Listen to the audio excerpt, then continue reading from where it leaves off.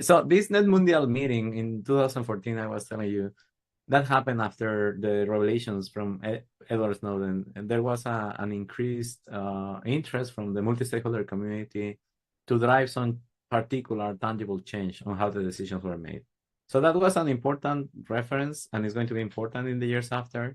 Just bear in mind that it was a really interesting development within the community because it allowed the multi-stakeholder community to show how some specific reactions could happen. A year later, in 2015, the first review of the implementation of the outcomes of WSIS happened. That was WSIS+10. At that point, the mandate of the IEF was renewed for 10 more years. And in general, something important was that the action lines, the action lines that you have studied, were confirmed. The commitment from the governments to these action lines were confirmed so that the governments of the world agreed that these action lines are good, are flexible enough and well positioned to tackle any challenges. First of all, to keep closing the digital divides, to keep increasing trust and security in the use of ICTs, but also to address any emerging technologies. At that time, artificial intelligence wasn't a hot topic. It wasn't like as popular as we know it as of now. At that point, the emerging technologies were something entirely different. And also in 2005, the emerging technologies were something totally different. So it's safe to assume that in 10 years, in 2035, the emerging technologies are going to be things that probably we cannot imagine at this point. The important thing here is that the WSIS framework with the WSIS action lines is flexible enough to accommodate all of these emerging topics, besides the classical things that we have. So that was in general like the big development at that point. And all the discussions were happening around information society, including internet governance. By 2018, there was this important development. The Secretary General of the United Nations convened a high-level panel on digital cooperation. And this was the first time, at least within the United Nations ecosystem, where digital cooperation took this high visibility. Because we were discussing about information society, that we were discussing about these kind of terms that were familiar within the UN ecosystem by then. But digital cooperation was something entirely different. In terms of our understanding, probably you may think that, and you are going to be right in thinking that digital cooperation and information society are clearly related. They are really close topics.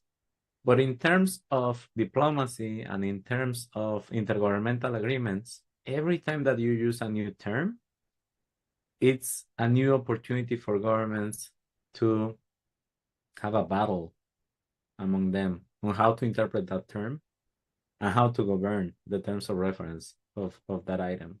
So they had a good consensus about the information society, but at some point they started to discuss what do they mean by digital cooperation. So as part of this high-level panel, part of their activities, they developed a report that they published in 2019 called The Age of Digital Interdependence. And again, digital started to get additional visibility within the UN ecosystem.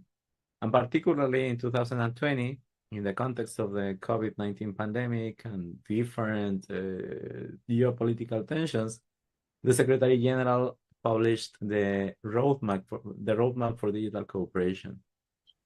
That roadmap detailed some of the actions that the UN ecosystem should take in terms of digital cooperation. And again, different governments interpret the digital cooperation in different ways, and how the decisions are made, what are the topics included.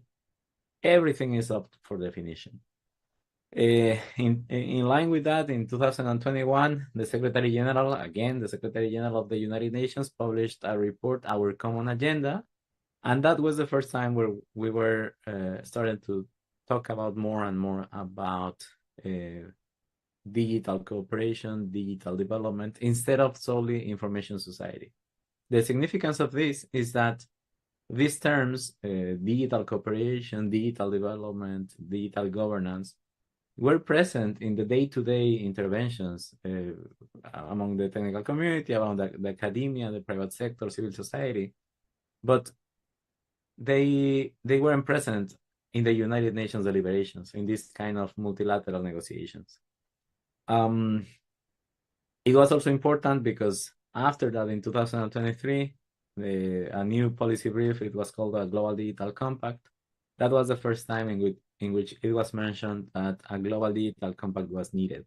The Global Digital Compact was part of the Summit of the Future.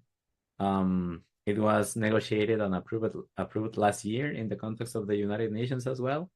But the interesting part here is that the Global Digital Compact doesn't include any action lines, which is good because we have the WSIS action lines, but it intersects a lot with the work of the WSIS framework, with all of the work of the WSIS action lines.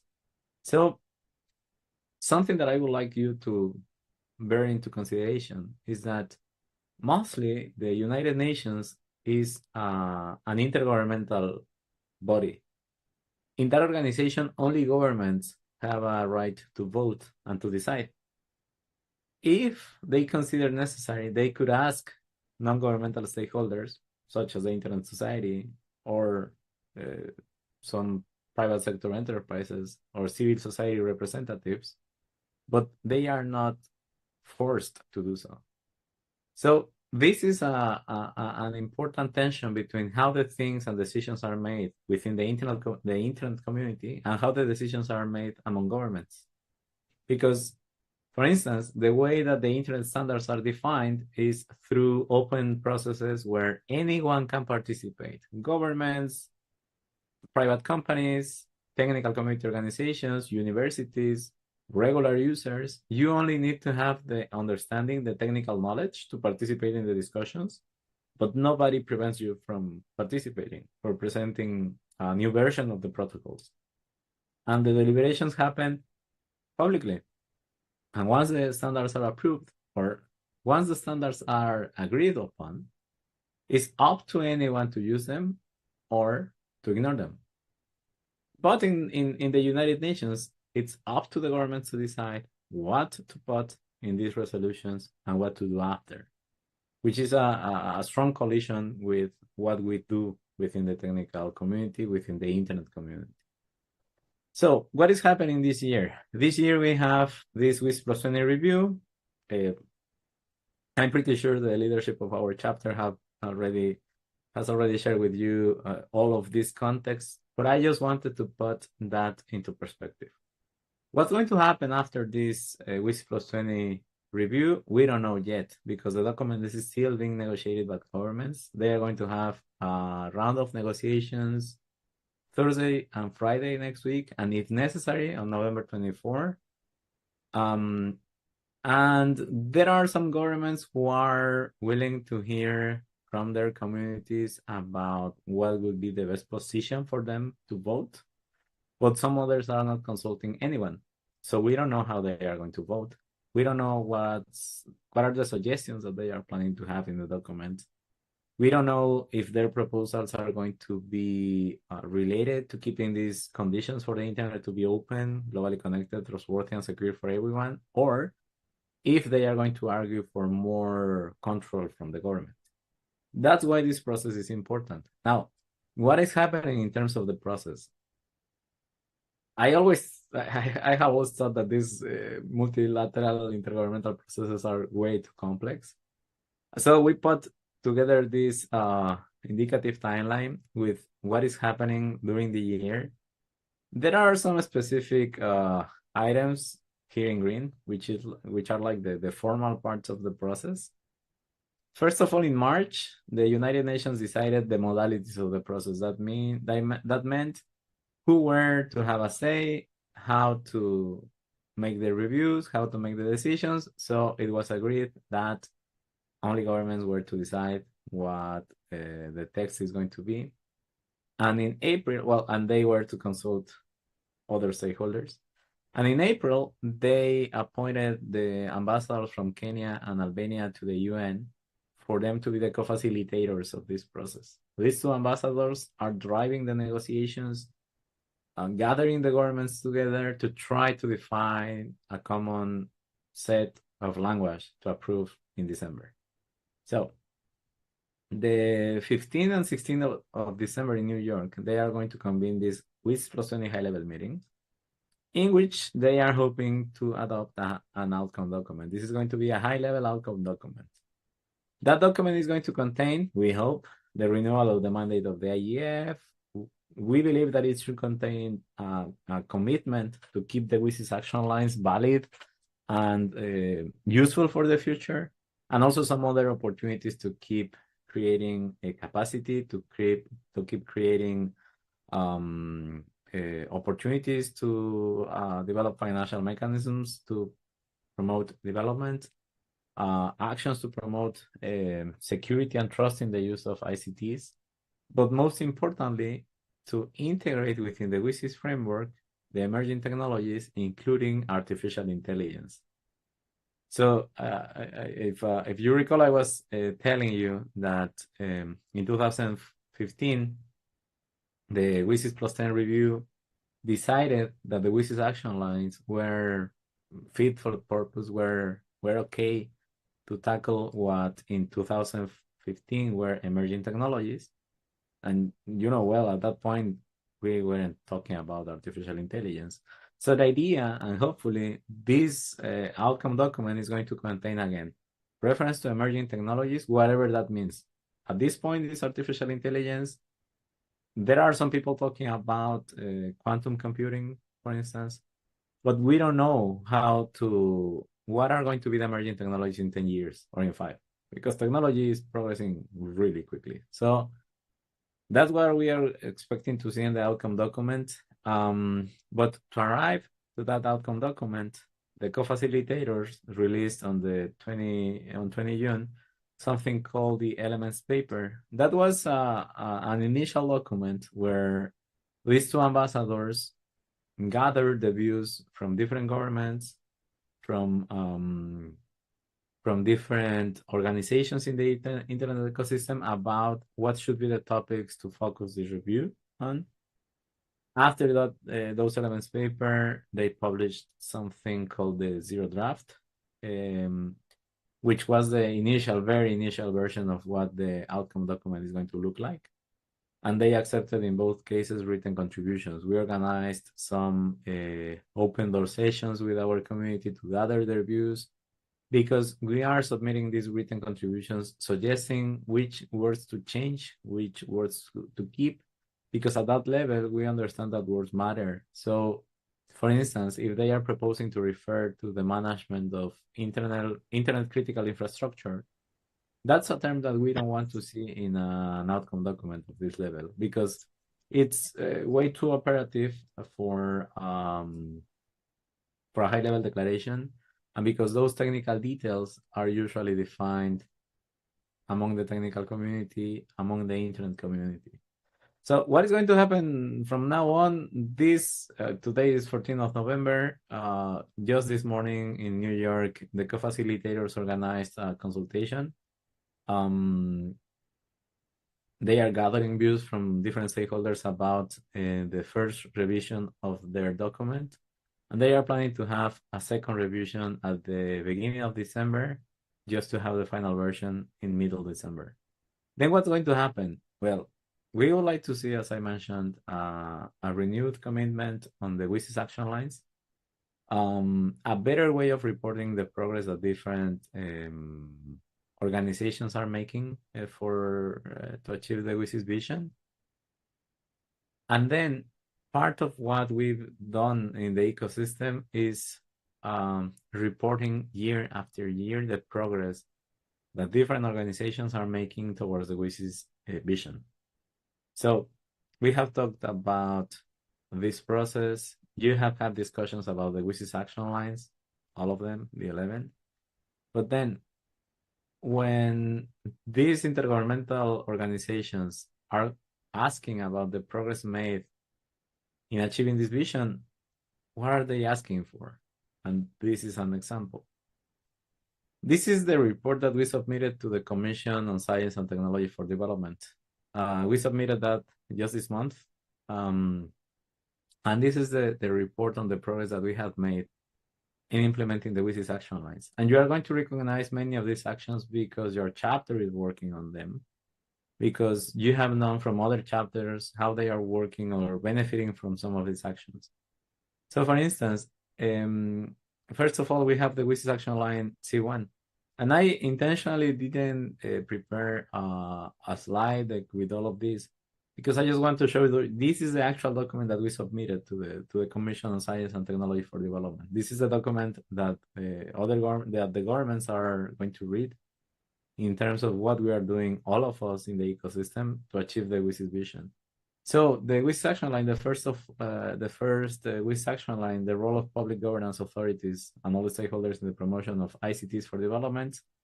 For instance, we mentioned the support that the Internet Society Foundation. Yes, we can share the document. Let me share the link in the chat. That's it. You can access it from there. Thank you for asking, Kadir. For instance, the program that we have to support national and regional IEFs through the Internet Society Foundation, we have supported schools of internet governance, and that's what we are doing. But we know that some other organizations are doing other actions, and all of these organizations are submitting their own documents. In terms of the WSIS action line C2, I know that you had a comprehensive session on WSIS action line C2 because it's about information and communication infrastructure.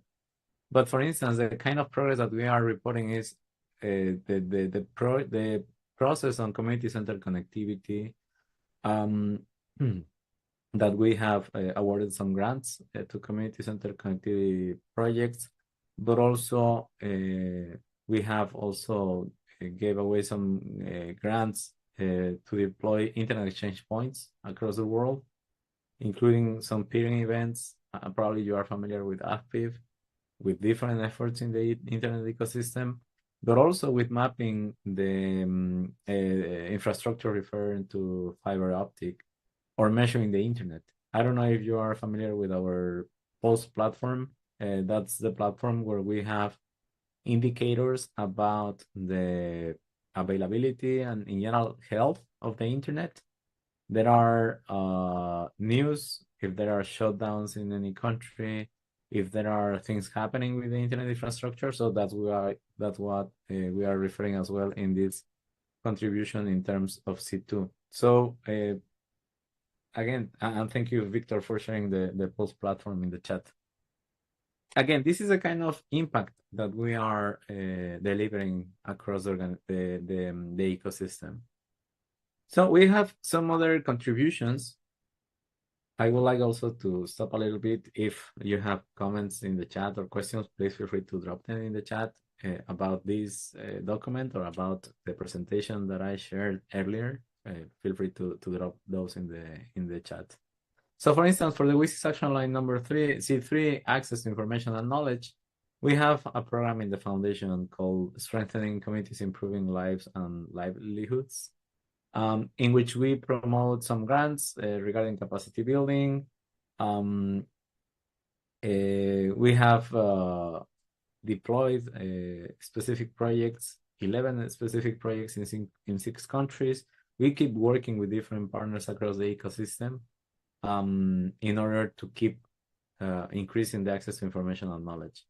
Then in terms of capacity building, for instance, this kind of activities that the Nigeria chapter is organizing is part of the important activities towards capacity building, because part of the things that we report as Internet Society in general is how we are empowering future internet leaders. I'm seeing that there are 95 people here in the call. I'm pretty sure that many of you are going to be playing leadership roles in the future in different organizations. And this is thanks to these kind of sessions in which all of us are working together to keep improving our knowledge, to exchange best practices, to ask questions to each other and to answer them collectively, so that we can keep making this vision a reality. So this is what capacity building is referring to, the WSIS action line C4. empowering future internet leaders, but also empowering through training and e-learning.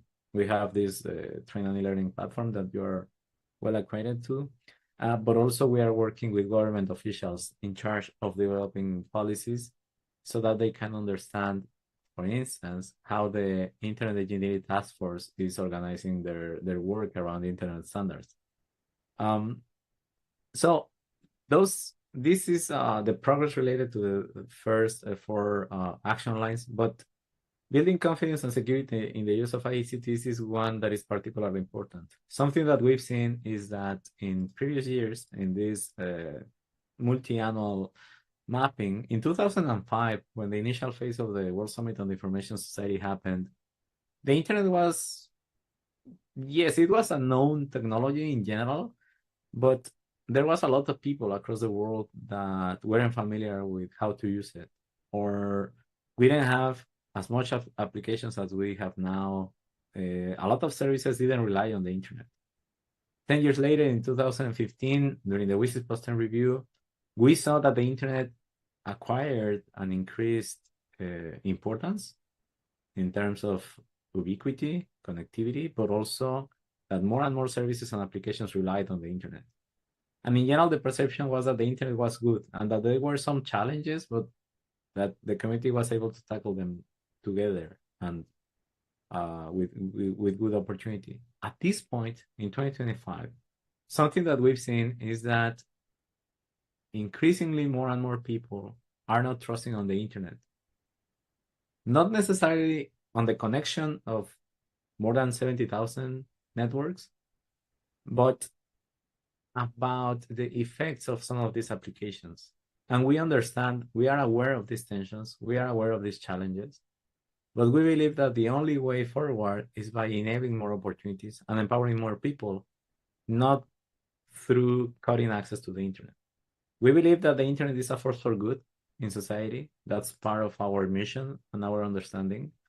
And for instance, that's why our contributions here in the WSIS Action Line C5 about building confidence and security in the use of ICTs are about our efforts in promoting encryption. We truly believe that encryption is a fundamental technology to keep all of us safe and to increase our trust in the use of the internet. But again, it's through empowering users. We have launched a new program, probably you're aware of that, the Online Trust and Safety Program, because we want to empower individuals, because we want that people have the knowledge and tools to protect themselves online. The only way that we are going to increase the confidence, the trust in the internet and ICTs in general is by giving people the right tools for them to defend, to identify threats, and also to exchange best practices and tackle this together. So we believe truly that the internet is a force for good in society. We believe that all of these intergovernmental processes are important because at the end of the day, the governments can decide which words to include in a high-level document, but it is up to all of the organizations in the ecosystem to find the solutions, to tackle the challenges, but also to enable additional opportunities for people. Something that we want, in general, I think that our colleagues have resumed it well, is that we are advocating for connecting the unconnected people, but also for protecting the connected, for creating these conditions for the internet to be a force for good. So I'm going to stop here. I would like to give the floor to our guest in case you have questions. And I see there's a question in the chat. If WSIS give out so much financial support, how does it get its funding? I think that's a really important question, Olavimpa, and thank you for asking that. The point is that the WSIS, the World Summit on the Information Society, is only the framework for other organizations to provide any activities. For instance, this document that I shared here is our contributions to these specific WSIS action lines. Some other organizations, and we are promoting these programs out of our budget through our foundation, through our empowerment program, through our training and learning teams. But there are some other actors across the ecosystem who are doing this kind of activities or something different to achieve progress in the WSIS action lines. Something that probably is important to note here is that we are reporting the progress on C1, C2, C3, C4, C5, because these are the action lines that are closer to our mission in 2025. There are some other organizations in the ecosystem who are sharing their progress about, I don't know, some other action lines. And MIT, here's the link again for that report. Some other action lines, some other projects, and those projects are funded based on their own budgets. For instance, each government can share how they are making progress in achieving the WSIS action lines from their national budgets. Some other private companies can also tell, like, we are doing this, and that's out of their annual budgets. So generally speaking, it is not that WSIS as a framework has a budget, but creates the conditions for all of the stakeholders to do specific activities out of their budgets, aligning with these action lines. That's why it's important, all these negotiations and actions. And that's why you are going to see that one of our priorities for this high-level meeting, for this outcome document, something that we tell a lot is that we don't want that the processes are duplicated, because in 2024, we have the approval of the Global Digital Compact as part of the Summit of the Future. This year, we have the WSIS+20 review. Something that we have in 2026 that we would like to see in 2026 and after is that these two things, the WSIS+20 and the Global Digital Compact, are both under a same implementation roadmap so that we can dedicate our efforts, money, time, expertise into a single process, reporting the progress under the WSIS action lines, instead of reporting the progress under the WSIS action lines and under some other track that they decide to get if they were to decide like a separate implementation roadmap. So that's why these multilateral intergovernmental processes are important, because they are going to set the conditions for others to work. So probably you would say, or you could see why this is challenging, because at the end of the day, only governments are going to decide the conditions for all of us to participate or to drive progress. So we are dedicating budget and expertise and time, and also our chapters and organization and individual members are dedicating their expertise and time to achieve these WSIS action lines among other activities. And that's why we want to be efficient. Then I see a question from Somalia. What would you say is the biggest impact? I think that's a really interesting question, because something that has been discussed in the context of this WSIS+20 review is how to make sure that the WSIS action lines are fit for a future where artificial intelligence is going to have a more prominent perspective. That's one view. Something that we have insisted a lot is that it is not only about preparing for these emerging technologies, but about closing the digital divide. As of today, we know that the entire ecosystem has made significant progress in creating the conditions for people to connect to the internet, to use it based on skills, on affordability, on access to technology. But still, a third of the global population doesn't have the option to connect. So for the WSIS vision to be able to be a reality for everyone, the big challenge is to keep working to close the digital divide in terms of connectivity. And for that, we will need to be creative in deploying community networks or in general community-centered connectivity projects.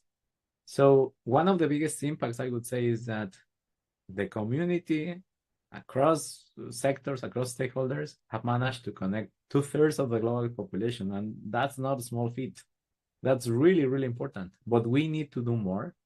So it's one of the biggest impacts, but at the same time, one of the biggest challenges, the remaining challenges.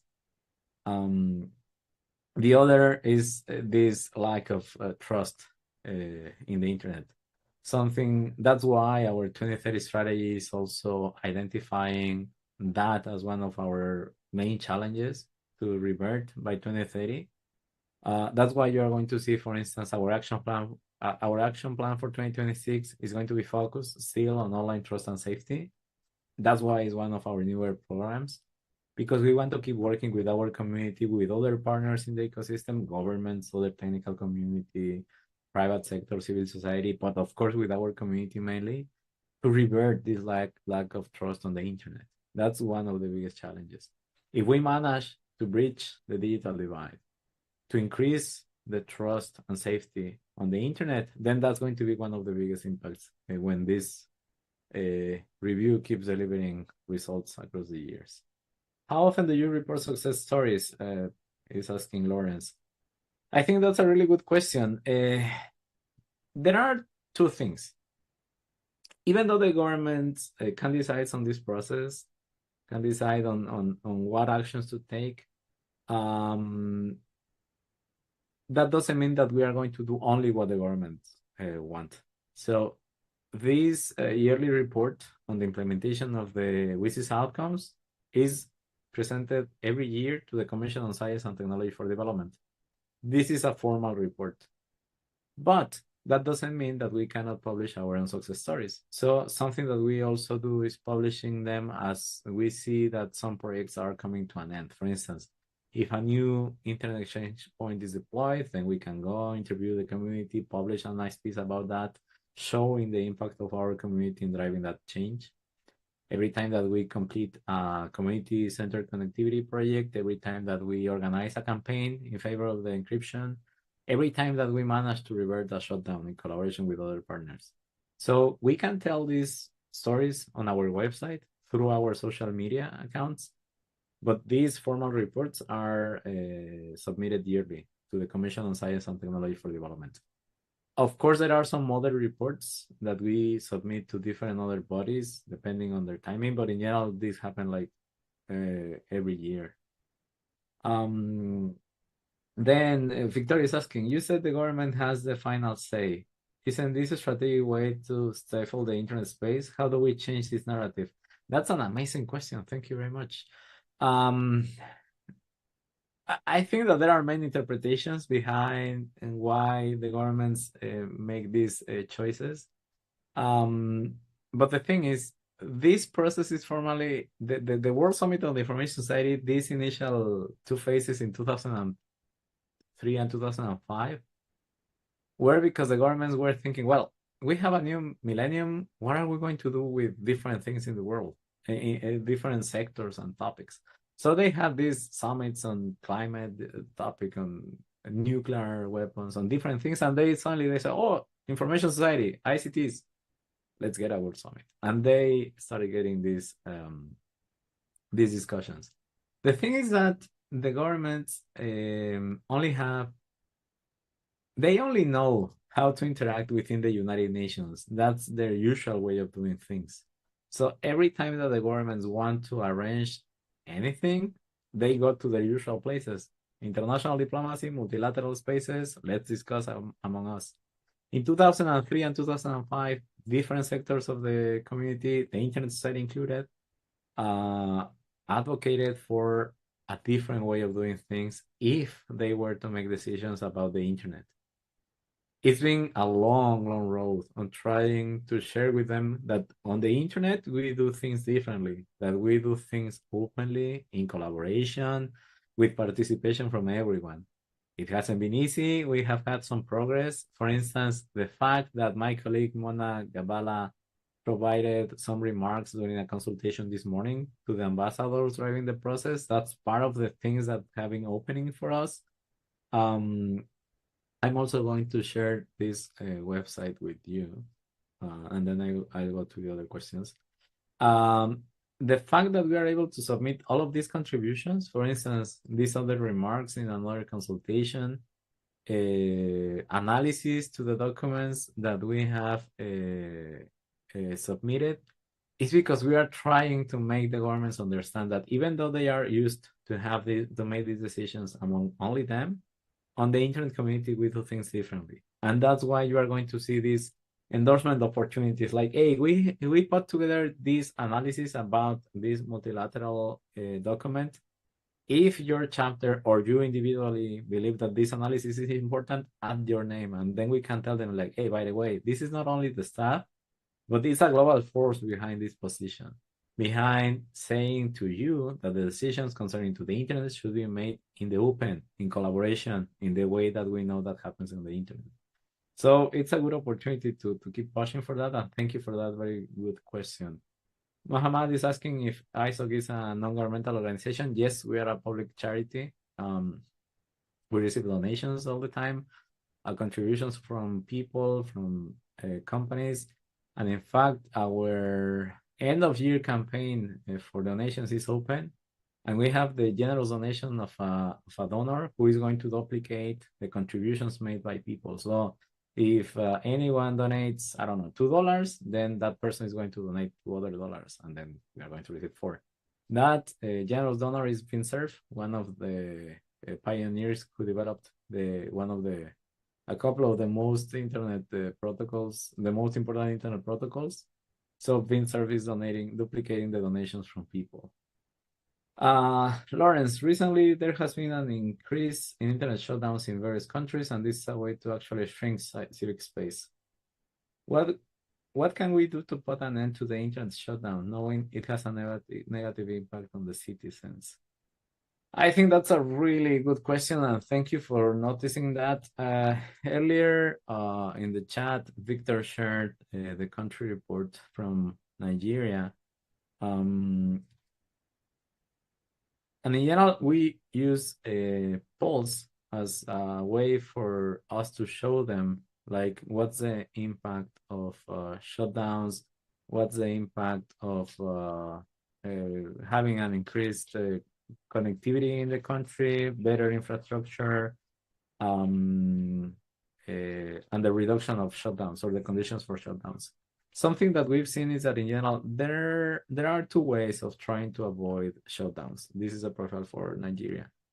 First of all, if the technical community and different stakeholders deployed sufficient infrastructure to make the connections more resilient, technically implementing a shutdown is going to be more and more difficult, even though if they decide to mandate a shutdown, it's going to be technically more difficult. So that's one way. The other is speaking up, joining to our calls to, I don't know, if there's a shutdown, we usually publish a report detailing the conditions, inviting governments to reverse the situation, because in many of the cases, many of these shutdowns are implemented trying to solve a different issue rather than the connectivity. We've seen shutdowns related to intellectual property violations, related to some other things. And the initial idea for them is, well, it's easier, just turn off the switch. And that's why we go with the technical expertise and we tell them like, you know what, that thing that you're trying to avoid is still happening, in fact. And you are creating this damage to your population, you are inflicting this economic damage, and then we advocate for them to revert the shutdown. So in general, we can have these 2 separate spaces, public advocating opportunities, but also deploying additional infrastructure to make the internet more resilient. But thank you for that very good question. Someone is asking for the recording, so I will leave that to the organizers. And thank you, Victor, for adding more about our status as charity. What else?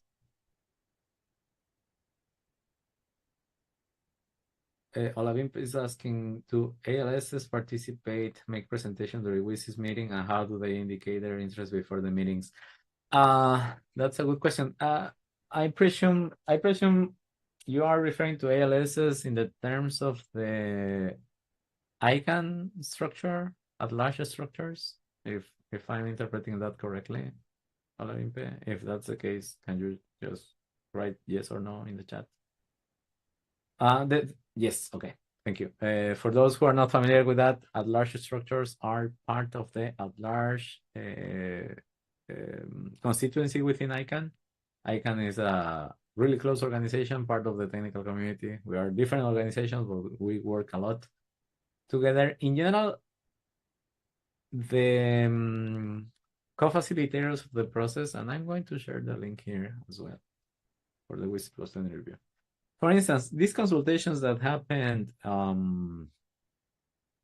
today were open to any stakeholder, to any organization interested in participate. The registration for that consultation was open until the 9th of November. So in general, every time that you see an update on this webpage, that is the official website for this process, any organization can register. The only thing is that you need to make sure that you comply with the time limit, because they are usually asking for only 3 minutes of a remark. At this point, for instance, the co-facilitators are asking for specific language suggestions to the document. To which document? For instance, this one. This is the most recent document that they are working on, that they are negotiating. So for instance, something that we did during our intervention is that we told them in paragraph 53, let me make this bigger. In paragraph 53, you are referring to including critical internet infrastructure, and we are suggesting that you delete those words because there's no common understanding among governments on how to proceed with that. That's the kind of interventions that they are asking to see, that they would like to see, in terms of we would like to see this, or we would like to delete this. Or for instance, there's this portion of internet governance. We are happy with paragraph 86 because this is the working definition that we've been having since 2003. This kind of interventions, but it's open to anyone. If you see, probably there's going to be some other opportunity to register for another consultation after the second revision is released, but that's going to happen at the beginning of December. So it's open to anyone. That's the short answer. So I'm going to stop sharing. I know that we are almost at the top of the hour. But I would like to thank you again for your really good questions. I really enjoy this kind of sessions where we have a good interaction from the community. I think that the best way of pushing boundaries and finding the right answers is by having these kind of interesting questions. So thank you very much.